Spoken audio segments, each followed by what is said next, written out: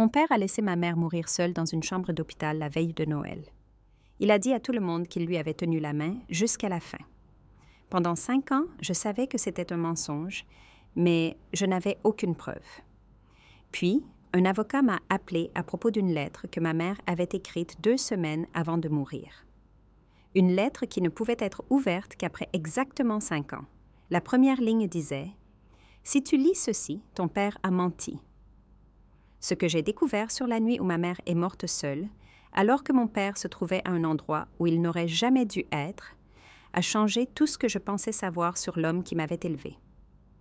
Et ce Noël, entouré de 18 membres de la famille qui le vénéraient comme un héros, j'ai finalement lu cette lettre à voix haute. Je m'appelle Clémence, j'ai 28 ans, et voici l'histoire de la façon dont j'ai brisé 5 années de silence. J'ai passé les 4 dernières années à aider des étrangers à dire adieu aux êtres chers. En tant que conseillère en deuil à l'hôpital Saint-Louis de Paris, St. Francis Community Hospital, je me suis assise avec des centaines de familles dans leurs pires moments. J'ai tenu la main de veuves qui ne pouvaient s'arrêter de trembler. J'ai aidé des enfants à écrire des lettres à des parents qu'ils ne reverraient jamais. J'ai guidé les gens à travers le terrain impossible de la perte avec une patience et un professionnalisme que mes supérieurs jugeaient exceptionnels. Mais je ne pouvais pas m'aider moi-même. Mon appartement dans le Marais, Capitol Hill, était petit, un 2 pièces avec une vue sur rien de spécial. Sur l'étagère près de la fenêtre se trouvait la seule photographie de ma mère que je possédais encore. Elle la montrait à 47 ans, 3 ans avant sa mort, en train de rire de quelque chose hors champ. Ses cheveux étaient du même brun miel que les miens. Son sourire était le genre qui vous faisait croire que tout irait bien. Mon père avait nettoyé la plupart de ses affaires 3 mois après l'enterrement. « Nous devons avancer », disait-il, emballant 30 ans de sa vie en un seul week-end. J'avais réussi à sauver cette seule photo en la cachant dans ma voiture. Je me souviens comment il parlait d'elle quand elle était vivante. « Ta mère exagère encore. Elle en fait toujours toute une histoire. Ne sois pas comme elle, Clémence. Ne sois pas si sensible. » Et le pire, c'est que je le croyais. Pendant des années, j'ai pensé que les plaintes de ma mère concernant sa douleur à la poitrine et sa fatigue étaient des exagérations. Je pensais que ses larmes étaient de la manipulation. Je pensais que son besoin d'attention était une faiblesse. Puis elle est morte. Et j'ai appris que tout ce que mon père appelait drame était son corps, essayant de nous dire qu'elle était malade.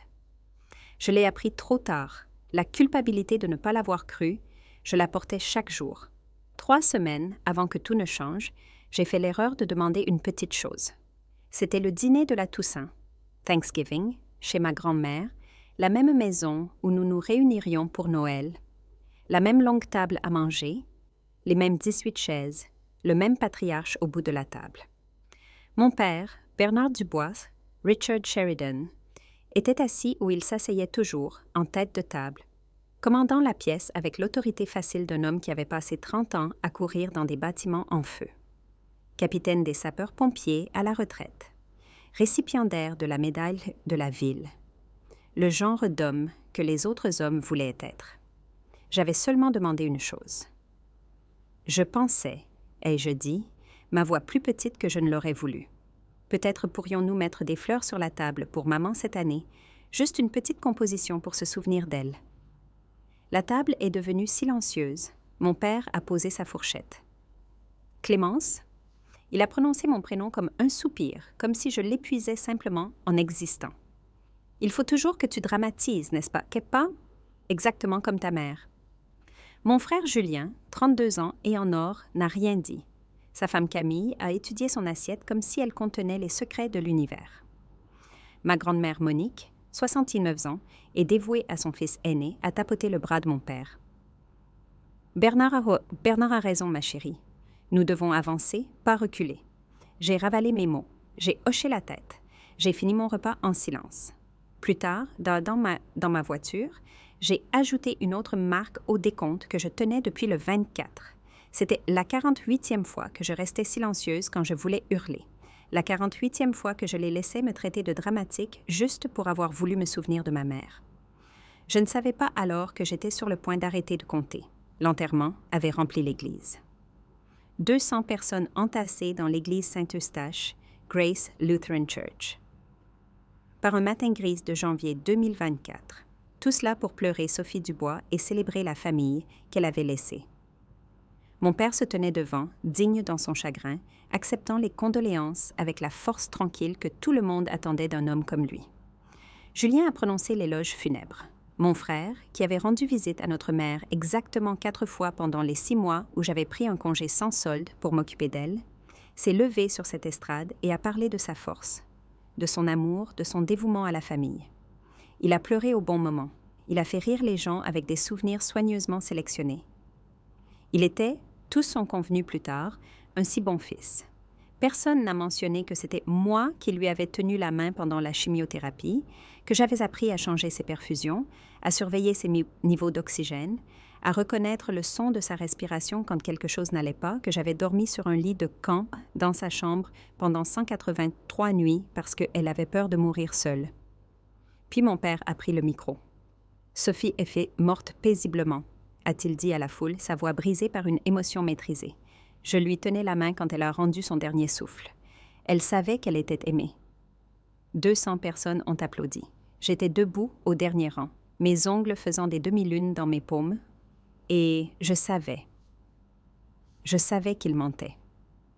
J'avais été à l'hôpital cette nuit-là. J'avais vu la chaise vide à côté de son lit. J'avais regardé les infirmières pour essayer de le joindre pendant des heures, mais je n'avais pas de preuves. Seulement les souvenirs fragmentés d'une nuit que j'avais passée à sangloter dans un couloir d'hôpital. Alors, je suis restée silencieuse jusqu'à 2 semaines avant le dernier Noël, lorsque mon téléphone a sonné. 10 décembre 2028, 14h47. J'étais entre 2 séances à l'hôpital lorsque mon téléphone a vibré avec un numéro inconnu. Normalement, j'aurais laissé le répondeur prendre l'appel, mais quelque chose m'a poussée à répondre. « Mademoiselle Dubois, je suis Maître Guillaume Leclerc, avocat. Je vous appelle au sujet de votre mère, Sophie Dubois. » Je suis entrée dans une salle de consultation vide et j'ai fermé la porte. « Ma mère est morte il y a 5 ans. » « Oui, j'en suis conscient. C'est précisément pour cela que j'appelle. Votre mère a sollicité mes services en décembre 2023 pour conserver un document scellé. Selon ses instructions explicites, ce document devait rester scellé pendant exactement 5 ans, puis vous être remis à vous et uniquement à vous. » Ma main s'est resserrée sur le téléphone. Quel genre de document? Une lettre, 4 pages, écrite à la main, notariée le 10 décembre 2023, 2 semaines avant son décès. Il a fait une pause. Madame Dubois a été très précise sur le moment. Elle a dit, et je cite, « Ma fille aura besoin de 5 ans pour devenir assez forte, et la vérité aura besoin de 5 ans pour avoir de l'importance. » Je n'arrivais pas à respirer. « Pouvez-vous venir à mon bureau cet après-midi, mademoiselle Dubois? J'ai la lettre ici. » 2 heures plus tard, j'étais assise dans le bureau de Maître Leclerc, au 16e étage d'un immeuble du centre-ville, tenant une enveloppe de couleur crème avec mon nom écrit de l'écriture de ma mère. Le papier était épais, coûteux. Un sceau notarial de la région Île-de-France, Colorado, marquait le verso. « Prenez votre temps, » a dit Leclerc. « Je vais vous laisser de l'intimité. » Il est parti. Je suis restée assise là pendant un long moment, juste en la tenant, sentant le poids de ce qu'elle contenait. Puis je l'ai ouverte. La première ligne disait « Ma fille adorée, si tu lis ceci, cela signifie que ton père a menti à propos de la nuit où je suis morte. » Je ne pouvais pas la lire dans ce bureau. J'ai atteint ma voiture avant que mes mains ne commencent à trembler trop fort pour tenir les pages. Je me suis assise dans le parking souterrain, le moteur coupé, lisant les mots de ma mère à la faible lueur de la lumière au-dessus de moi. 4 pages. Son écriture, le même cursif fluide qu'elle avait utilisé sur les cartes d'anniversaire et les listes de courses, couvrait chaque centimètre. Par endroits, l'encre était tachée. « Dégâts ai-je pensé au début, puis j'ai réalisé qu'elle avait pleuré en l'écrivant. J'écris cette lettre parce que je sais ce qui va se passer. Les médecins disent que j'ai des semaines, peut-être 1 mois, et je connais ton père assez bien pour savoir ce qu'il dira à tout le monde après mon départ. » J'ai tourné à la 2e page, mon cœur battant la chamade. La veille de Noël, je l'appellerai depuis l'hôpital. Je sais déjà qu'il ne répondra pas, car je l'appelle depuis des mois et il ne répond pas. Il est toujours occupé. Il est toujours en voyage. Il ne vient jamais. Je suis au courant pour Aurore. J'ai trouvé les messages en mars. Je t'aime, j'ai hâte de te voir. Elle ne se doute de rien. Je ne l'ai pas confrontée parce que j'avais peur. Peur de perdre ma famille, peur de mourir seule. Le nom m'a frappé comme un coup de poing. Aurore. S'il arrive que je meure une nuit où il ne vient pas, il mentira à ce sujet. Il dira à tout le monde qu'il était là. Il se fera passer pour le veuf éploré. Et tout le monde le croira, parce que c'est ce que fait Bernard. Il fait croire les gens. J'ai dû arrêter de lire. Ma poitrine était trop serrée. Le parking souterrain tournait autour de moi. Ma mère le savait. Elle savait tout, et elle s'était préparée pour cela. La dernière page m'attendait toujours. Je suis restée assise dans ce parking souterrain pendant 1 heure, lisant la dernière page encore et encore. Je ne veux pas que tu lises cette lettre par vengeance, Clémence. Je veux que tu la lises pour que tu puisses être libre. J'ai passé 30 ans dans le silence. Je ne veux pas cela pour toi. Si tu es assez forte, et je crois que tu l'es, je veux que tu dises la vérité à la famille.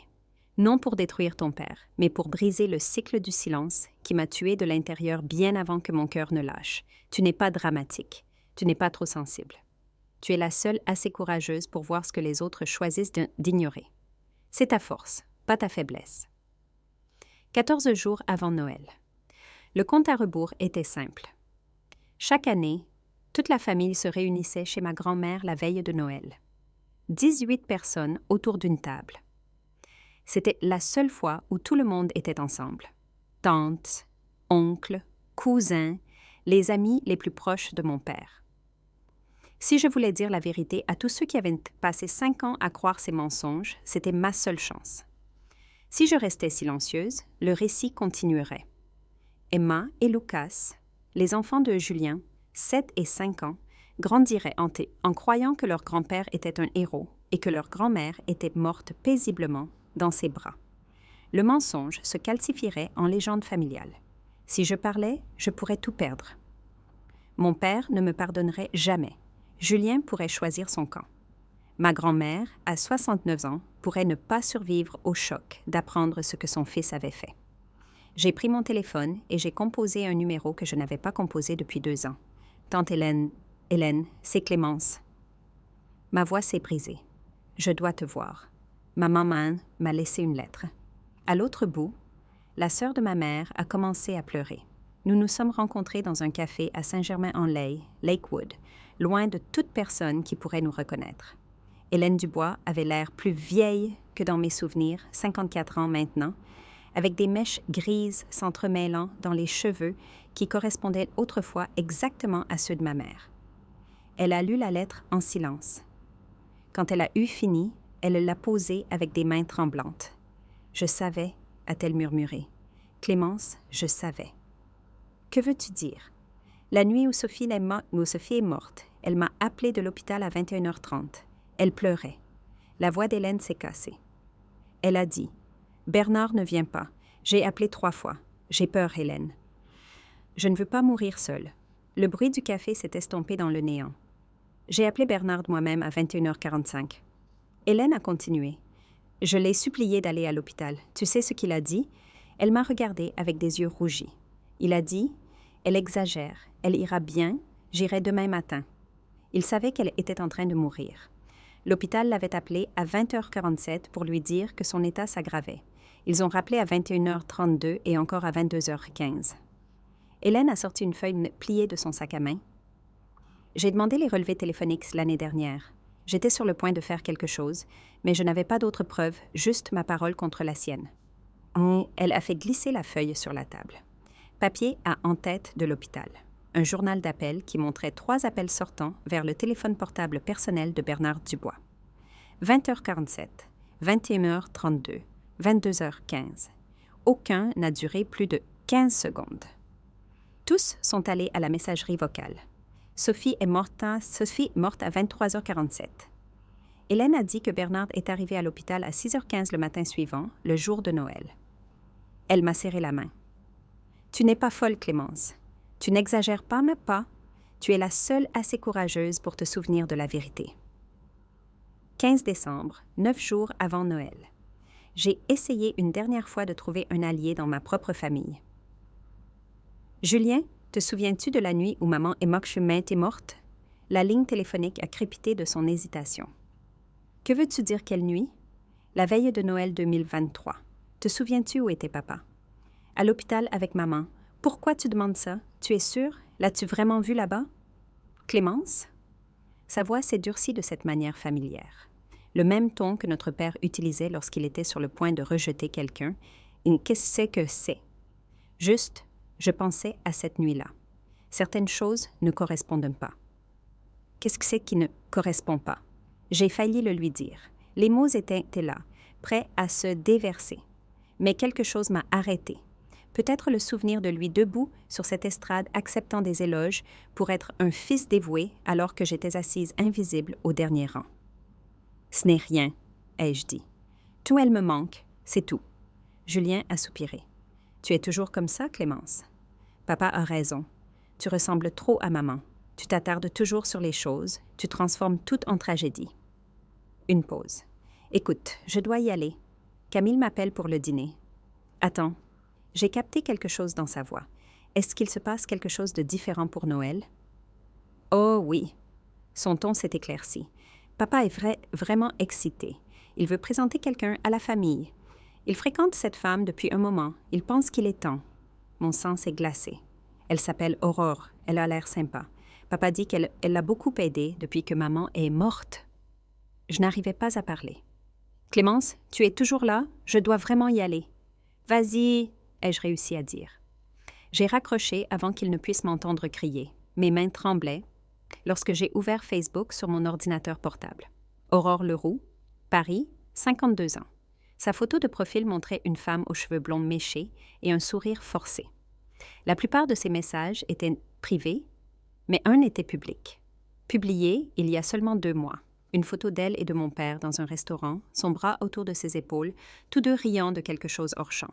La légende disait « Soirée en amoureux avec ma personne spéciale. J'ai fait défiler vers le bas. Plus de photos. Une randonnée en septembre. Un concert en août. Un message « Joyeux 6 mois » en juillet. 6 mois. J'ai fait le calcul. Ils sont devenus publics en janvier 2028. Mais selon la lettre de ma mère, la relation avait commencé en mars 2023, au moins 9 mois avant la mort de ma mère. Je suis retournée à la lettre, à la partie que j'avais à peine pu lire la première fois. La nuit où je l'appelle de l'hôpital, je sais où il sera. Il sera avec elle. Il la choisira, elle, plutôt que moi, tout comme il l'a choisie pendant des mois, et quand je mourrai, il fera semblant d'avoir été à mes côtés tout le temps. Ma mère le savait. Elle savait qu'elle allait mourir seule parce que son mari était avec son amante.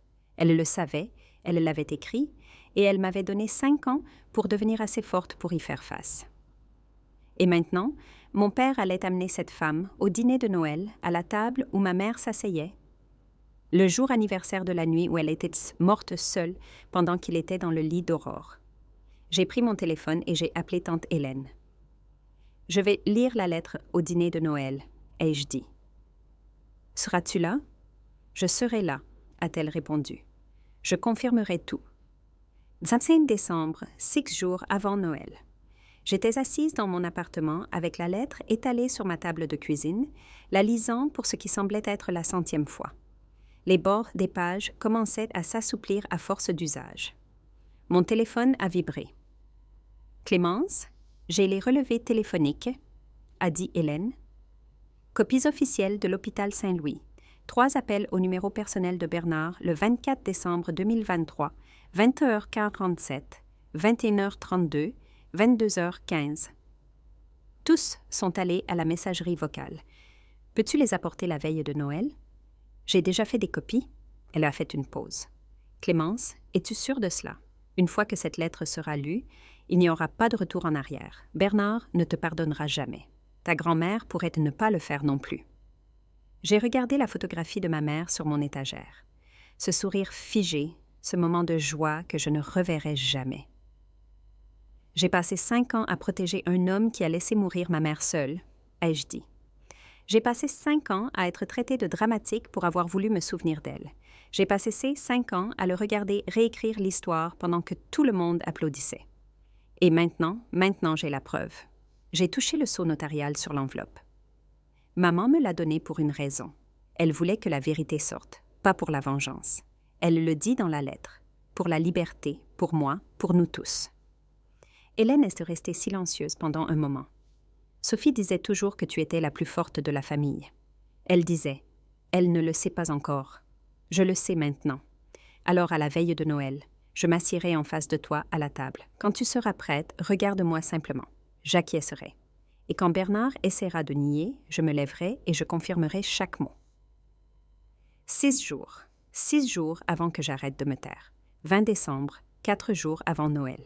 J'ai abordé cela comme j'aborde mon travail, méthodiquement, professionnellement, sans laisser l'émotion obscurcir mon jugement. Premièrement, j'ai fait des copies de tout. La lettre originale est restée dans mon appartement, enfermée dans un coffre-fort ignifuge que j'avais acheté spécialement dans ce but. Les copies sont allées dans un dossier que j'emporterai chez ma grand-mère. Deuxièmement, j'ai appelé Marie Moreau, l'infirmière en chef de l'hôpital Saint-Louis, et une collègue que je connaissais depuis 3 ans. J'ai quelque chose de délicat à te demander, ai-je dit.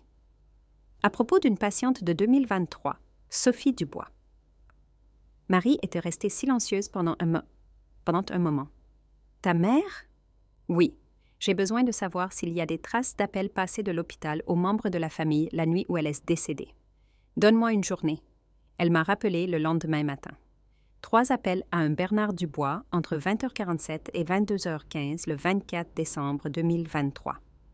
Protocole standard lorsque l'état d'un patient s'aggrave. Tous les 3 sont allés à la messagerie vocale. Elle a fait une pause. Clémence, je me souviens de cette nuit, j'étais de garde. Ta mère nous a demandé de continuer à l'appeler. Elle n'arrêtait pas de dire qu'il viendrait. J'ai fermé les yeux. Merci, Marie. Quoi que tu fasses, a-t-elle dit prudemment, j'espère que cela t'apportera la paix.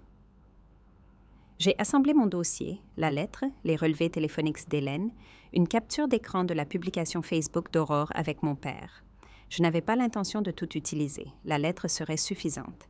Mais si mon père essayait de nier, s'il me traitait de dramatique, s'il affirmait que j'inventais des choses, j'aurais des preuves qu'il ne pouvait pas rejeter. Je ne me préparais pas à la vengeance. Je me préparais à ne plus jamais être réduite au silence. 23 décembre.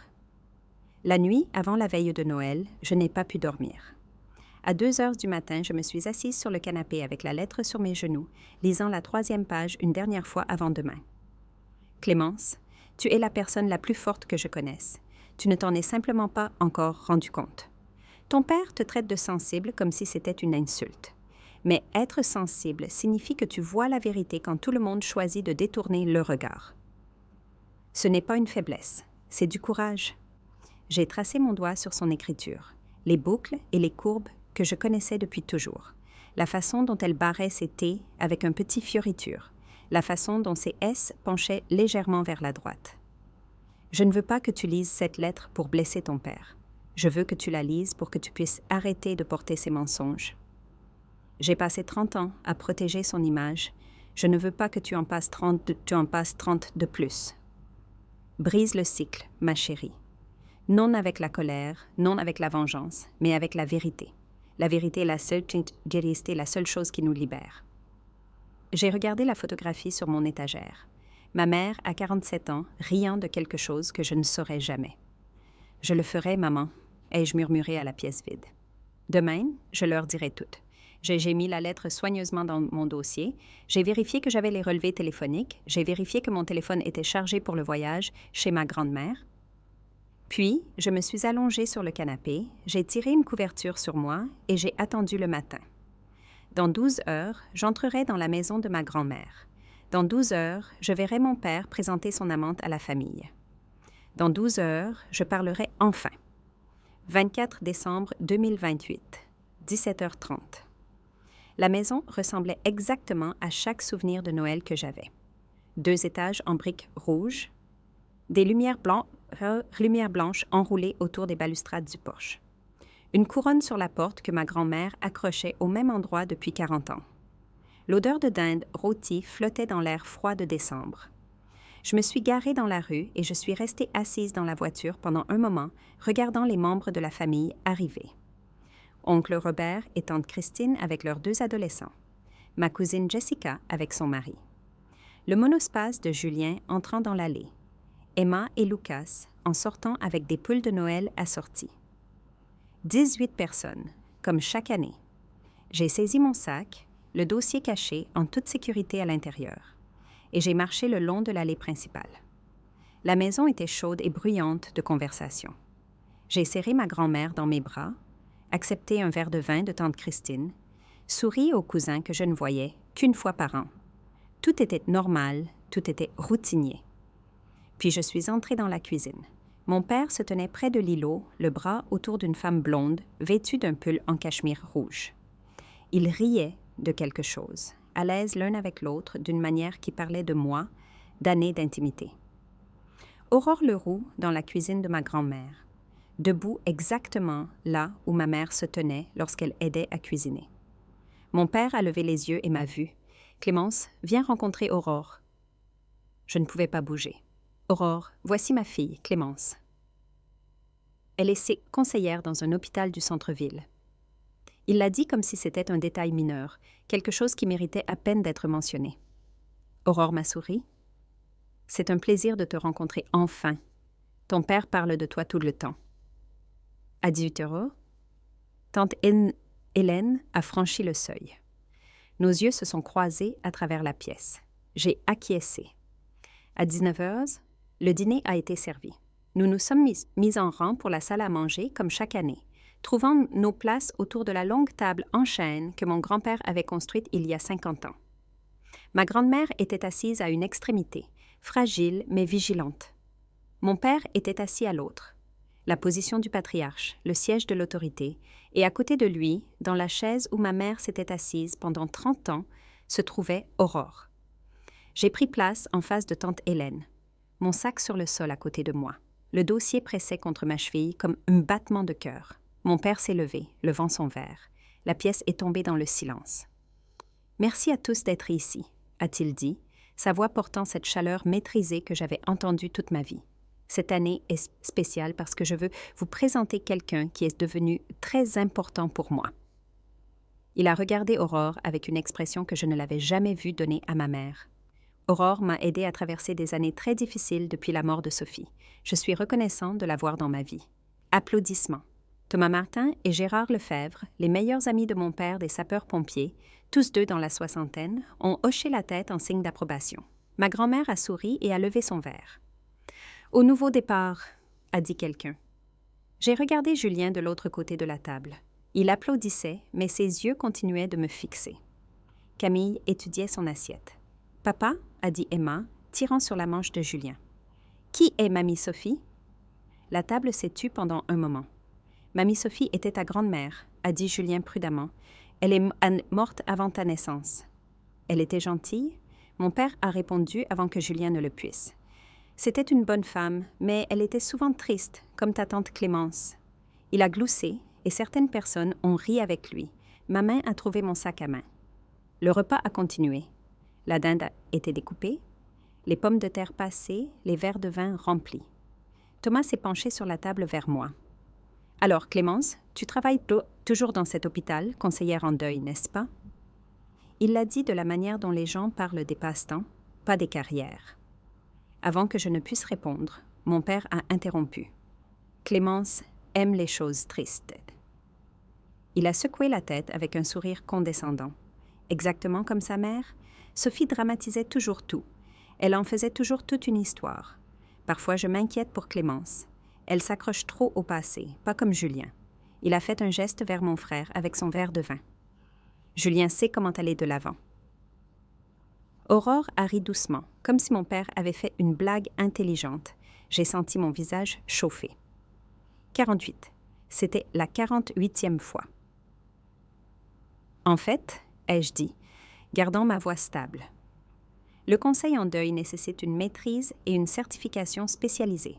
J'aide les familles à traverser les moments les plus difficiles de leur vie. Mon père a agité la main avec désinvolture. Bien sûr, bien sûr. Je dis juste que tu pourrais choisir quelque chose de plus édifiant. Comme ce que papa a fait, a ajouté Julien, essayant d'apaiser les choses. Sauver des vies, des trucs de vrais héros. En parlant de héros, a dit Gérard Lefebvre. Bernard, te souviens-tu de ce Noël où tu as sorti ces 2 enfants de l'incendie de l'appartement rue de Rivoli, quai Fax? C'était en 2015, n'est-ce pas? Et juste comme ça, la conversation est passée aux exploits héroïques de mon père, à ses médailles, à ses 30 ans de service, aux vies qu'il avait sauvées. Personne n'a mentionné la vie qu'il avait abandonnée. « Papa ?» a demandé Emma à nouveau. « Grand-père était avec mamie Sophie quand elle est allée au paradis ?» Mon père a souri à sa petite fille. « Oui, ma chérie. Grand-père était juste là, lui tenant la main. Elle n'était pas seule. » Le mensonge planait dans l'air comme de la fumée. J'ai tendu la main vers mon sac à main. Mon père s'est tourné vers Aurore, sa voix pleine d'affection. « Tu sais que ce que j'aime chez toi, tu n'es pas dramatique comme l'était Sophie. Tu sais vraiment vivre. » Aurore lui a souri. Quelque chose en moi s'est brisé. Pas violemment. Pas de la manière dont j'avais toujours imaginé que cela se produirait. C'était plus silencieux que cela, comme une serrure qui cède enfin après des années passées à essayer les mauvaises clés. J'ai regardé tante Hélène de l'autre côté de la table. Elle me regardait, les mains serrées sur ses genoux. Elle m'a donné le plus petit des hochements de tête. J'ai regardé ma grand-mère, 80 ans et dévouée à son fils. J'ai regardé Julien, qui ne m'avait jamais défendu une seule fois. J'ai regardé Thomas et Gérard, qui pensaient que mon père était un héros. J'ai regardé Aurore assise sur la chaise de ma mère, portant la place de ma mère dans cette famille comme si elle l'avait méritée. J'ai regardé Emma, 7 ans, qui grandirait en croyant que sa grand-mère était morte paisiblement dans les bras de son grand-père. J'ai pensé à ma mère seule dans cette chambre d'hôpital, appelant un mari qui ne venait jamais, mourant avec un téléphone à la main et l'espoir dans son cœur que quelqu'un, n'importe qui, serait là à la fin. J'ai posé ma fourchette, j'ai tendu la main dans mon sac à main et j'ai sorti le dossier. « J'ai quelque chose que je dois dire, » ai-je dit. Ma voix n'a pas tremblé. À propos de maman, à propos de la nuit où elle est morte. La table est tombée dans le silence. Le sourire de mon père s'est figé sur son visage. « Clémence, ce n'est pas le moment. 5 ans ont passé, » ai-je dit. 5 ans de silence. 5 ans où tu as dit à tout le monde que tu étais là quand elle est morte. J'ai ouvert le dossier. Maman m'a laissé une lettre. Elle l'a écrite 2 semaines avant de mourir. Et elle m'a dit la vérité. Je me suis levée de ma chaise, le dossier dans les mains. 18 visages me fixaient, certains confus, d'autres agacés. L'expression de mon père était passée d'un sourire figé à quelque chose de plus dur, un avertissement. « Clémence, assieds-toi et toi. » Sa voix était basse, contrôlée, la voix qu'il utilisait lorsqu'il s'attendait à être obéi. Non, le mot a plané dans l'air. Je ne me souvenais pas de la dernière fois que je lui avais dit non. Il y a 5 ans, ai-je continué. Maman est morte à l'hôpital Saint-Louis. Papa a dit à tout le monde qu'il était là. Il a dit à tout le monde qu'il lui tenait la main. Il a dit à tout le monde qu'elle est morte paisiblement à ses côtés. Cela suffit. Mon père a commencé à se lever de sa chaise. C'était un mensonge. La pièce est devenue complètement immobile. Maman a écrit cette lettre 2 semaines avant de mourir. J'ai soulevé les pages. 4 feuilles de papier à lettres de couleur crème. L'écriture de ma mère était visible même de l'autre côté de la pièce. Elle l'a fait notarier, elle l'a donnée à un avocat avec l'instruction de me la remettre, après exactement 5 ans. La voix de Julien était tendue. « Clémence, qu'est-ce que tu fais? » Je fais ce que maman m'a demandé de faire. J'ai regardé mon frère, puis ma grand-mère, puis les visages des tantes, oncles et cousins qui avaient passé 5 ans à croire à un conte de fées. Je dis la vérité. Le visage de mon père était devenu pâle. Quoi qu'il y ait dans cette lettre, Sophie était malade. Elle ne pensait pas clairement. La première ligne dit, ai-je dit, ma voix claire et ferme. Si tu lis ceci, ton père a menti à propos de la nuit où je suis morte. La main d'Aurore a volé à sa bouche. Thomas Martin s'est déplacé inconfortablement sur sa chaise. Ma grand-mère a serré le bord de la table et j'ai commencé à lire. Mon père a bougé vers moi, la main tendue. « Donne-moi cette lettre, Clémence. Tu n'as pas le droit. » La voix de tante Hélène a coupé la pièce comme une lame. Elle s'est levée de sa chaise, les yeux fixés sur mon père. Laisse-la parler. Il s'est tourné vers elle, son visage déformé par la colère. Ce ne sont pas tes affaires, Hélène, c'est ma famille. Sophie était ma sœur. La voix d'Hélène n'a pas vacillé. Cela fait de cela mon affaire. Elle était mentalement instable. Tout le monde sait qu'elle s'imaginait des choses. Elle exagérait. Elle était en train de mourir. Je tenais la lettre fermement. Et tu n'étais pas là. La voix de ma grand-mère a tremblé du bout de la table. Bernard, que se passe-t-il? Explique-moi cela. Maman, il n'y a rien à expliquer. Clémence fait une sorte de crise. Elle a toujours été instable. Tout comme Sophie. Alors laisse-la lire la lettre. Thomas Martin a parlé, son front plissé. S'il n'y a rien à cacher, laisse-la lire. Nous verrons qui dit la vérité. Mon père a fusillé son ami le plus âgé du regard. Quelque chose a traversé son visage. La peur peut-être, ou la réalisation que son contrôle lui échappait. Bien. Il s'est rassis, la mâchoire serrée. Lis ta lettre. Mais quand tout le monde verra que ce n'est qu'un autre drame de ta mère, tu devras des excuses à cette famille. J'ai regardé tante Hélène. Elle a hoché la tête à nouveau, ses yeux brillants de larmes. J'ai regardé Julien, qui était assis immobile, ses enfants pressés contre ses flancs. J'ai regardé Aurore, qui était devenue très pâle, et j'ai commencé à lire à haute voix les mots de ma mère. Ma fille adorée, si tu lis ceci, cela signifie que ton père a menti à propos de la nuit où je suis morte. J'écris ceci parce que je sais ce qui va se passer et je sais ce qu'il dira à tout le monde après mon départ. Ma voix a rempli la pièce silencieuse. La veille de Noël, j'appellerai ton père depuis l'hôpital. Je sais déjà qu'il ne répondra pas car je l'appelle depuis des mois et il ne répond pas. Il est toujours occupé, il est toujours en voyage. Il ne vient jamais. J'ai entendu quelqu'un halter, je n'ai pas levé les yeux pour voir qui. L'hôpital l'appellera lorsque mon état s'aggravera. Ils appelleront plusieurs fois. Il ne répondra pas non plus à ces appels. J'ai tourné à la 2e page. Je suis au courant pour Aurore. J'ai trouvé les messages en mars. Je t'aime, j'ai hâte de te voir. Elle ne se doute de rien. Je ne l'ai pas confrontée parce que j'avais peur. Peur de perdre ma famille. Peur de mourir seule. Aurore s'est levée brusquement, sa chaise raclant le sol. « Bernard, de quoi parle-t-elle » Mon père n'a rien dit. Son visage était devenu gris. J'ai continué à lire. La nuit où je l'appelle de l'hôpital, je sais où il sera. Il sera avec elle. Il la choisira elle plutôt que moi, tout comme il l'a choisie pendant des mois. C'est absurde, a dit mon père, mais sa voix avait perdu son autorité. Sophie était paranoïaque. Elle était.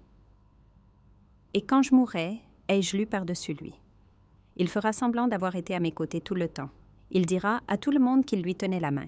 Il se fera passer pour le veuf éploré et tout le monde le croira. Parce que c'est ce que fait Bernard. Il fait croire les gens. J'ai levé les yeux de la lettre.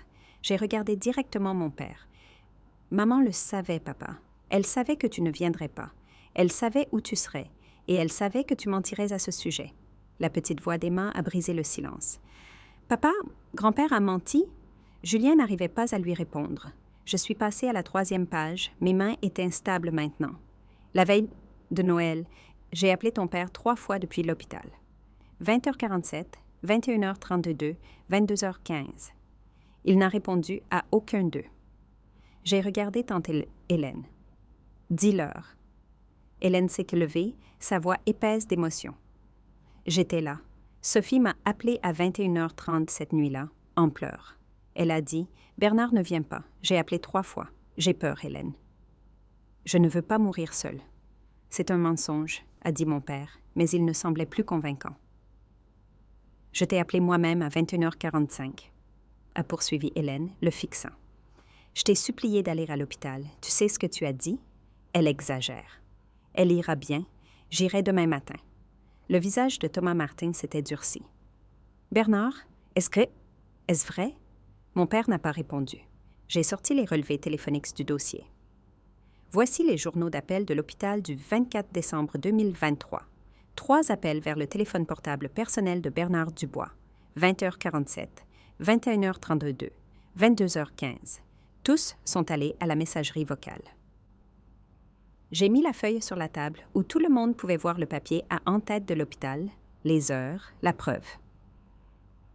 Maman est morte à 23h47, ai-je dit.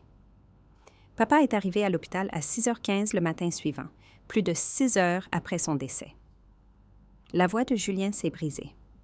« Papa, tu m'as dit que tu étais là. Tu m'as dit que tu lui tenais la main. » Mon père a finalement regardé son fils.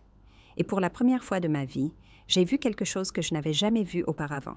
Il n'avait pas de réponse. Il n'avait pas d'histoire. Il n'avait plus rien derrière quoi se cacher. Mon père a fait une dernière tentative. « C'est une conspiration », a-t-il dit. Sa voix montant. Hélène et Clémence l'ont planifié. Elles ont falsifié ces documents. Sophie Etemana était mentalement instable. Tout le monde savait qu'elle a probablement écrit cette lettre pendant l'un de ces épisodes. La lettre a été notariée, ai-je dit calmement, le 10 décembre 2023 par un notaire agréé de la région Île-de-France. Maître Guillaume Leclerc peut confirmer son authenticité. Les relevés téléphoniques proviennent de l'hôpital, a ajouté Hélène. Registres officiels, horodatés, vérifiés. J'ai sorti mon téléphone et j'ai ouvert Facebook. Et ceci, ai-je dit, tournant l'écran vers la table, est une publication du profil d'Aurore Leroux, datée d'il y a 2 mois. Soirée en amoureux avec ma personne spéciale. C'est toi, papa. Tu célèbres ta relation alors que nous pensions tous que tu étais un veuf en deuil. Le visage d'Aurore s'est plissé. Bernard, tu m'as dit que ta femme était morte d'une crise cardiaque soudaine. Tu m'as dit que tu étais à ses côtés. Tu m'as dit. Elle s'est arrêtée, pressant sa main sur sa bouche. Il t'a menti aussi, ai-je dit, sans méchanceté. Il ment à tout le monde. Ma grand-mère pleurait maintenant, des larmes silencieuses coulant sur ses joues ridées. Bernard, dis-moi que ce n'est pas vrai. Dis-moi que mon fils n'a pas fait ça. Mon père a regardé sa mère, ses amis, son fils et ses petits-enfants, la femme qu'il avait amenée pour remplacer la femme qu'il avait abandonnée. Il a ouvert la bouche, l'a refermée, et pour la première fois depuis 5 ans, peut-être pour la première fois de sa vie, Bernard Dubois n'avait rien à dire. Le silence fut sa confession. « Tu n'étais pas là ?» a dit Julien, sa voix vide.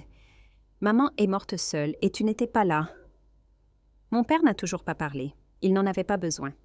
Aurore a été la première à partir. Elle a attrapé son sac à main sur le dossier de sa chaise, ses mains tremblant. « Tu m'as dit que tu étais un mari dévoué. Tu m'as dit que tu lui as tenu la main quand elle est morte. Tu m'as dit qu'elle est morte paisiblement. Aurore, laisse-moi t'expliquer. Tu m'as menti, tu as menti à tout le monde sur tout. » Elle s'est éloignée de lui. Elle est sortie de la salle à manger. Un instant plus tard, la porte d'entrée a claqué. Thomas Martin s'est levé. Il connaissait mon père depuis 30 ans, avait servi à ses côtés chez les pompiers, avait assisté à son mariage, avait été le parrain de Julien.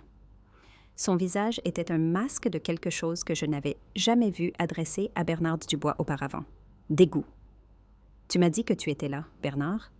Aux funérailles, oh, tu m'as regardé dans les yeux et tu m'as dit que tu avais tenu la main de Sophie quand elle est morte. » Il a lentement secoué la tête. « 30 ans que je te connais. 30 ans, je pensais que tu étais un homme d'honneur. » Il s'est retourné et a marché vers la porte. Gérard Lefebvre l'a suivi sans un mot. 3 personnes étaient parties en moins de 5 minutes. La pièce semblait plus petite maintenant, l'air plus lourd. Ma grand-mère pleurait toujours. Julien était assis immobile, ses enfants pressés contre lui, confus et effrayés. Camille avait son bras autour d'Emma, murmurant quelque chose que je ne pouvais pas entendre. Mon père était assis en tête de table, le siège du patriarche, l'air plus petit que je ne l'avais jamais vu. Son autorité, son contrôle, son image soigneusement construite, tout cela s'effondrait en temps réel. Je n'ai ressenti aucun triomphe, aucune satisfaction, seulement un soulagement vide et épuisé. La vérité était enfin sortie, et plus rien ne serait jamais pareil. Mon père s'est laissé tomber lourdement sur sa chaise. L'homme qui avait commandé des pièces toute sa vie, qui avait couru dans des bâtiments en feu, qui avait reçu des médailles du maire, qui avait contrôlé chaque récit dans cette famille depuis aussi loin que je me souvienne, avait l'air vieux, diminué, comme si quelqu'un lui avait coupé le souffle. Ma grand-mère s'est penchée vers lui par-dessus la table. « Bernard, s'il te plaît, dis-moi que c'est un malentendu. Dis-moi que mon fils n'a pas fait ça. » Je pensais qu'elle irait bien. Sa voix était à peine un murmure. Elle appelait toujours pour quelque chose, transformait toujours tout en crise. Je pensais que ce n'était qu'un autre de ces épisodes. « Elle était en train de mourir, ai-je dit doucement. L'hôpital t'a appelé 3 fois pour te dire que son état s'aggravait. Ce n'était pas du drame, c'était son corps qui s'éteignait. Il ne m'a pas regardé. Je ne savais pas que c'était si grave. Tu n'as pas répondu au téléphone pour le découvrir. Julien s'était levé brusquement, sa chaise raclant le sol. Il a contourné la table jusqu'à se tenir devant notre père. Tu m'as dit que tu étais là, aux funérailles, quand tout le monde pleurait. Tu m'as dit que tu lui tenais la main. Tu m'as dit qu'elle savait qu'elle était aimée. Je t'ai cru. J'ai raconté cette histoire à mes enfants pendant 5 ans. Mon père a finalement regardé son fils. Julien, Où étais-tu? La voix de Julien s'est brisée. Où étais-tu quand maman mourait? Le silence s'est étiré. Mon père n'a pas répondu. Il ne s'est pas excusé. Il n'a pas expliqué. Il est resté assis là, dépouillé de chaque histoire qu'il avait racontée, sans rien derrière quoi se cacher. J'ai repris la lettre, la dernière page. Il y a autre chose que maman voulait que je lise. Mon père a fermé les yeux. Clémence, je n'écris pas cette lettre pour me venger. Je l'écris pour que tu puisses être libre. J'ai passé 30 ans dans le silence. J'ai protégé l'image de ton père. J'ai trouvé des excuses pour ses absences, sa froideur, ses aventures. Je me suis dit que c'était pour la famille. Je me suis dit que c'était ce que faisait une bonne épouse. Quand ma grand-mère a laissé échapper un petit son blessé. Mais le silence n'a protégé personne. Le silence n'a protégé que la personne qui me faisait du mal, et je ne veux pas que tu passes encore 30 ans comme moi. J'ai regardé les visages autour de la table. Ma famille fracturée et à vif, et voyant enfin la vérité. Brise le cycle, ma chérie. Non avec la colère, non avec la vengeance, mais avec la vérité. Parce que le silence ne protège personne. Le silence ne protège que le menteur. J'ai plié la lettre soigneusement et je l'ai remise dans le dossier. C'est tout ce que maman voulait, ai-je dit. Pas détruire papa, pas briser cette famille. Elle voulait juste que la vérité soit dite. Elle voulait que nous arrêtions de protéger quelqu'un qui ne méritait pas notre protection. Julien m'a regardé, m'a vraiment regardé pour la première fois depuis des années. Clémence, je suis désolée. J'aurais dû t'écouter, j'aurais dû te croire. J'ai hoché la tête, ne faisant pas confiance à ma voix. J'ai passé 5 ans à te traiter de dramatique, a-t-il continué, les yeux humides. J'ai passé 5 ans à prendre le parti de papa. Et tu avais raison. Tu avais raison depuis le début. Ce n'était pas suffisant pour tout arranger, mais c'était un début. Julien m'a tiré dans une étreinte, la première vraie étreinte que nous partagions depuis les funérailles de notre mère. Je suis tellement désolée, a-t-il dit dans mes cheveux. J'aurais dû voir, j'aurais dû savoir. Tu as cru ce que tu voulais croire, ai-je dit. Nous l'avons tous fait pendant un moment. Camille s'est approché de nous, ses bras toujours autour d'Emma. Je suis désolée aussi, Clémence. Je savais que quelque chose n'allait pas, mais je ne voulais pas créer de problème. J'aurais dû dire quelque chose. J'ai secoué la tête. Tu dis quelque chose maintenant. C'est ce qui compte. Emma a tiré ma manche. Tante Clémence, mamie Sophie était gentille? Je me suis agenouillée à sa hauteur, regardant dans ses yeux qui me rappelaient tellement ceux de ma mère. Mamie Sophie était la personne la plus gentille que j'ai jamais connue. Elle t'aimait tellement. Même si elle n'a pas eu l'occasion de te rencontrer, elle aurait été si fière de toi. Était-elle triste, comme grand-père l'a dit? J'ai réfléchi à la réponse. Mamie Sophie était courageuse, ai-je dit, finalement. Parfois, les personnes courageuses se sentent tristes parce qu'elles voient des choses que d'autres personnes font semblant de ne pas exister. Mais cela ne signifie pas qu'il y a quelque chose qui ne va pas chez elles. Cela signifie qu'elles sont assez fortes pour faire face à la vérité. Julien s'est accroupi à côté de nous. « Je vais te raconter de vraies histoires sur mamie Sophie », a-t-il dit à sa fille. De vraies histoires, pas celles que grand-père a racontées. Emma a hoché la tête solennellement. « D'accord, papa. » Lucas, seulement 5 ans, ne comprenait pas entièrement ce qui se passait, mais il m'a serré la jambe quand même et je l'ai soulevé, le serrant fort. De l'autre côté de la pièce, mon père était assis seul en tête de table. Personne ne le regardait plus. Pour la première fois de ma vie, il n'était pas le centre de l'attention, et j'ai ressenti quelque chose que je n'avais pas ressenti depuis 5 ans. L'espoir. J'ai reposé Lucas et je me suis retournée pour faire face à mon père. Il était toujours assis en tête de table, mais la position ne signifiait plus rien maintenant. L'autorité qu'elle représentait autrefois avait disparu. « Papa !» Il a levé les yeux vers moi. Pendant un instant, j'ai vu quelque chose traverser ses yeux. La colère, peut-être? Ou la honte? C'était difficile à dire. « Je n'ai pas lu cette lettre pour te détruire, » ai-je dit, gardant ma voix ferme. Je l'ai lue parce que maman méritait d'être honorée avec véracité et parce que je ne pouvais pas passer une autre année à faire semblant. Il n'a rien dit. Mais j'ai besoin que tu comprennes une chose. J'ai pris une inspiration. Je ne serai pas présente aux événements familiaux où tu continues de nier ce qui s'est passé. Je ne m'assierai pas à une table où maman est traitée de dramatique ou de folle. Je ne laisserai pas Emma et Lucas grandir avec des mensonges sur leur grand-mère. Tu me donnes un ultimatum. Sa voix était faible. J'établis une limite. J'ai rencontré ses yeux. Si tu veux une relation avec moi, tu dois reconnaître ce que tu as fait. Pas à moi, à toi-même et à la mémoire de maman. Sophie est morte? Quelle différence cela fait-il maintenant? Cela fait une différence pour moi. Cela fait une différence pour Julien. Cela fait une différence pour Hélène. J'ai fait un geste autour de la pièce. Cela fait une différence pour tous ceux qui ont passé 5 ans à croire ton histoire. Ma grand-mère a parlé, sa voix tremblant. « Bernard, je pense que tu devrais rentrer chez toi. Nous avons tous besoin de temps. » Mon père a fixé sa mère, la seule personne qui avait toujours été de son côté. Puis il s'est levé, a attrapé son manteau et est sorti sans dire un mot. La porte s'est fermée derrière lui, et pour la première fois depuis 5 ans, j'ai pu respirer, j'ai ramassé mon dossier et mon sac à main. « Je devrais y aller aussi, » ai-je dit à la pièce. Je pense que tout le monde a besoin d'espace pour digérer cela. Ma grand-mère a hoché la tête, essuyant toujours des larmes sur ses joues. « Clémence, je ne sais pas quoi dire. Je ne sais pas comment. » « Tu n'as rien à dire pour le moment, mamie. » Je me suis approchée et je l'ai embrassée sur le front. « Prends juste soin de toi. » Tante Hélène m'a rejointe à la porte. « Je te ramène à la maison. Tu ne devrais pas être seule ce soir. » Dehors, Paris, Denver, était froide et calme. Une légère neige avait commencé à tomber, saupoudrant les voitures et la pelouse de blanc. Les lumières de Noël scintillaient sur les maisons dans la rue, joyeuses et inconscientes de ce qui venait de se passer à l'intérieur. Nous sommes restées assises dans la voiture d'Hélène pendant un moment avant qu'elle ne démarre le moteur. « Tu l'as fait ?» a-t-elle dit doucement. « Tu l'as vraiment fait. J'ai fait ce que maman m'a demandé de faire. Sophie serait si fière de toi. » Hélène a tendu la main et m'a serré la sienne. Elle disait toujours que tu étais la plus forte de la famille. Elle avait raison.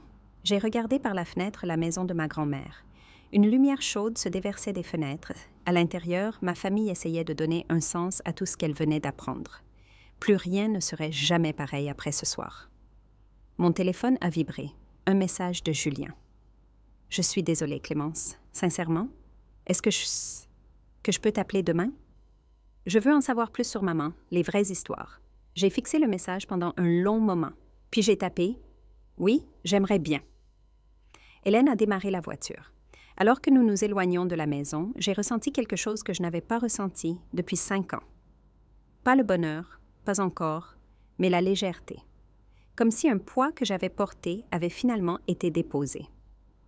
Hélène a passé la nuit dans mon appartement.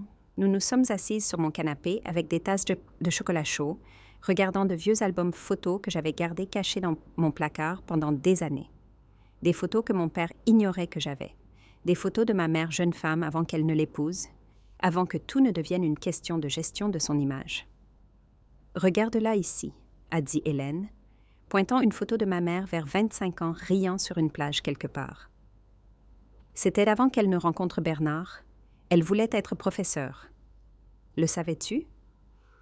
Elle était sur le point de passer son diplôme, mais ensuite elle est tombée enceinte de Julien et elle a abandonné.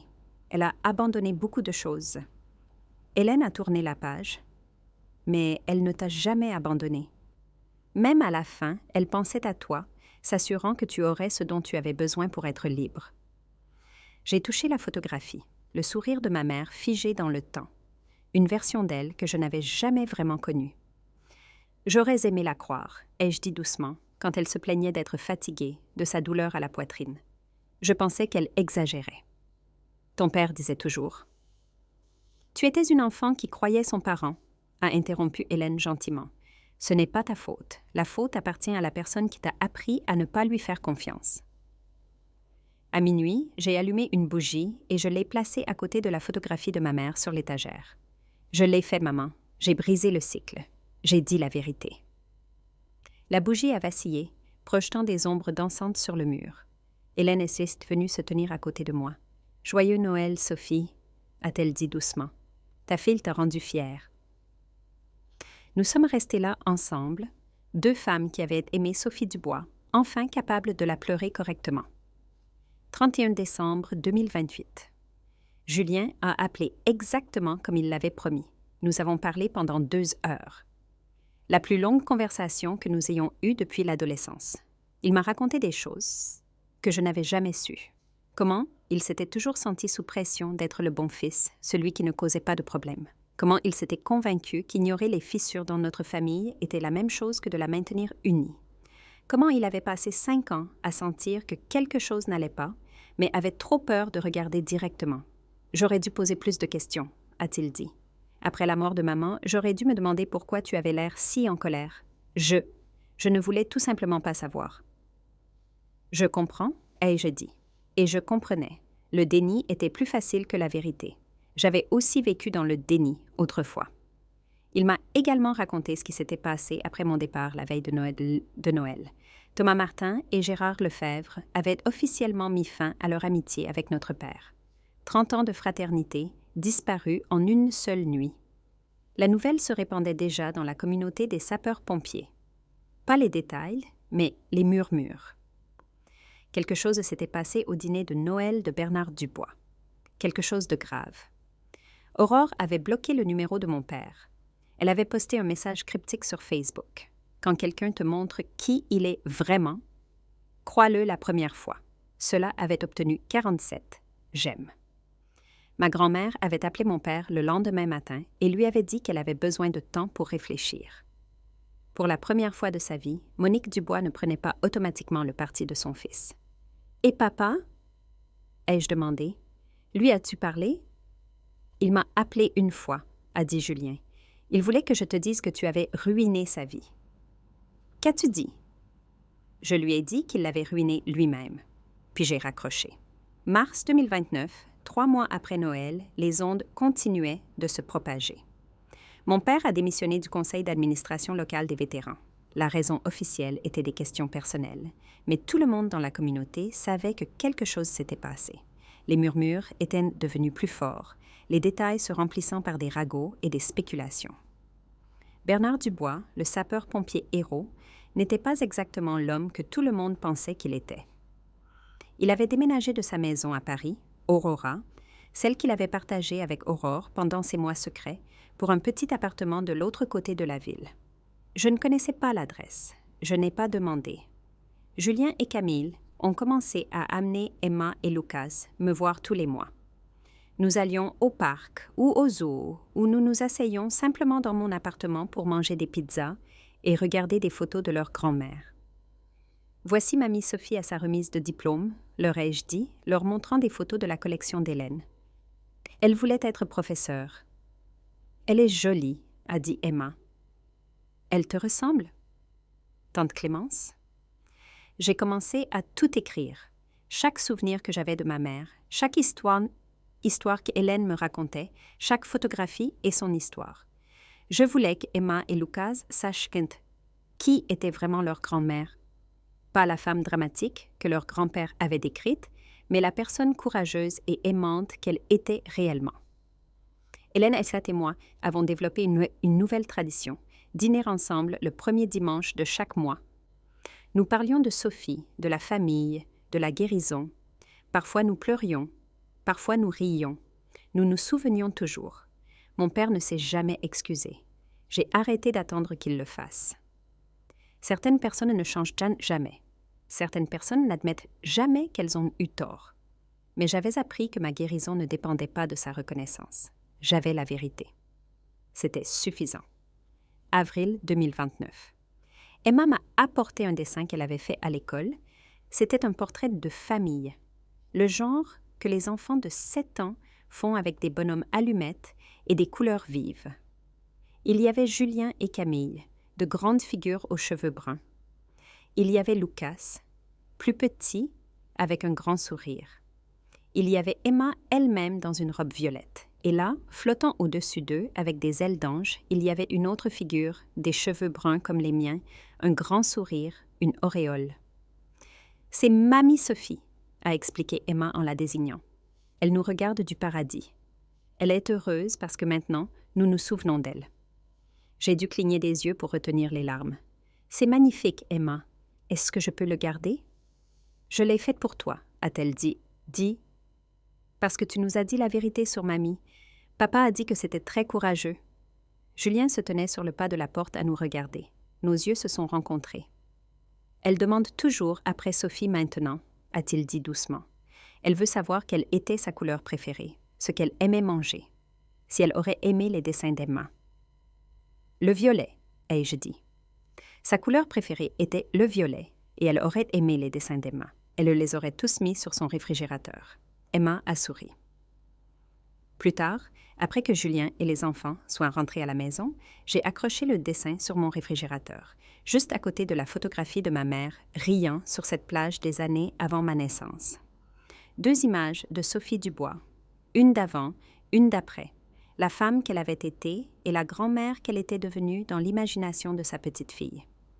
Le cycle était en train de se briser. Pas parfaitement, pas complètement. La guérison ne fonctionne pas comme ça. Mais Emma grandirait en connaissant la vérité.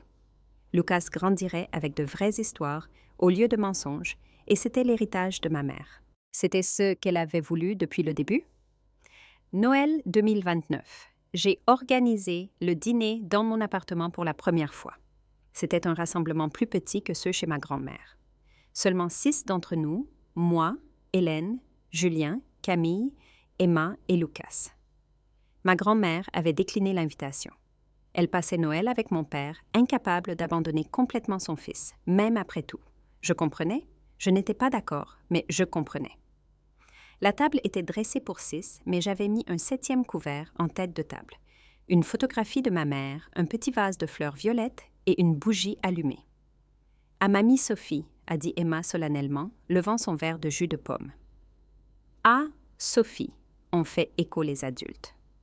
Nous avons mangé de la dinde, de la purée de pommes de terre et de la tarte. Nous avons ri des blagues de Lucas et des histoires d'Emma sur l'école. Nous avons parlé de l'avenir, du nouveau travail de Julien, des projets de Camille de reprendre ses études, de ma promotion au poste de conseillère principale à l'hôpital Saint-Louis. Après le dîner, Julien m'a pris à part. « Merci, » a-t-il dit, « pour l'année dernière d'avoir été assez courageuse pour dire la vérité quand je ne l'étais pas. » Merci de m'avoir écouté, ai-je dit, de m'avoir cru quand ça comptait. Il m'a serré dans ses bras, une vraie étreinte, le genre que nous partagions avant que notre famille ne se fracture. Joyeux Noël, Clémence. Joyeux Noël, Julien. À travers la fenêtre, la neige tombait sur Paris. À l'intérieur, ma famille, plus petite maintenant, mais plus honnête, était réunie. C'était à cela que ressemblait la guérison. Pas parfaite, pas complète, mais réelle. Plus tard cette nuit-là, après que tout le monde soit parti, je suis restée à la fenêtre à regarder la neige tomber. J'ai pensé à la femme que j'étais il y a 1 an, celle qui comptait ses silences, celle qui ravalait ses mots à chaque réunion de famille, celle qui croyait au fond qu'elle était peut-être vraiment trop sensible, trop dramatique, trop comme sa mère. Cette femme avait disparu. À sa place se tenait quelqu'un qui comprenait que la sensibilité n'était pas une faiblesse, que voir la vérité quand les autres détournaient le regard n'était pas un défaut, c'était un cadeau, que parler, même quand cela vous coûtait tout, était parfois le seul moyen d'être libre. Si tu regardes ceci et que tu retiens une vérité que ta famille ne veut pas entendre, je veux que tu saches une chose. Tu n'es pas folle, tu n'es pas dramatique, tu n'es pas trop sensible. Tu es juste assez courageuse pour voir ce que les autres choisissent d'ignorer. Briser le cycle du silence n'est pas facile. Tu pourrais perdre des gens. Tu pourrais être traitée de fauteur de troubles, de menteuse, de destructrice de famille. Tu pourrais passer des années à te demander si tu as fait la bonne chose. Mais tu auras quelque chose de plus précieux que l'approbation. Tu auras la vérité et tu auras toi-même. Ma mère me l'a appris d'outre-tombe, à travers une lettre qu'elle a écrite, sachant qu'elle allait mourir, sachant que son mari mentirait, sachant que j'aurais besoin de 5 ans pour devenir assez forte. Elle avait raison surtout sur moi. Merci d'être resté avec moi jusqu'à la fin de cette histoire, Si quelque chose que j'ai partagé a résonné en toi, j'aimerais l'entendre dans les commentaires. Je suis Clémence et je crois cela de tout mon cœur. Le silence ne protège personne. Le silence ne protège que le menteur. La vérité vaut toujours la peine d'être dite, même quand c'est difficile, même quand ça fait mal, même quand ça te coûte tout ce sans quoi tu pensais ne pas pouvoir vivre. Parce qu'à l'autre bout de cette vérité se trouve la liberté. Et la liberté vaut tout.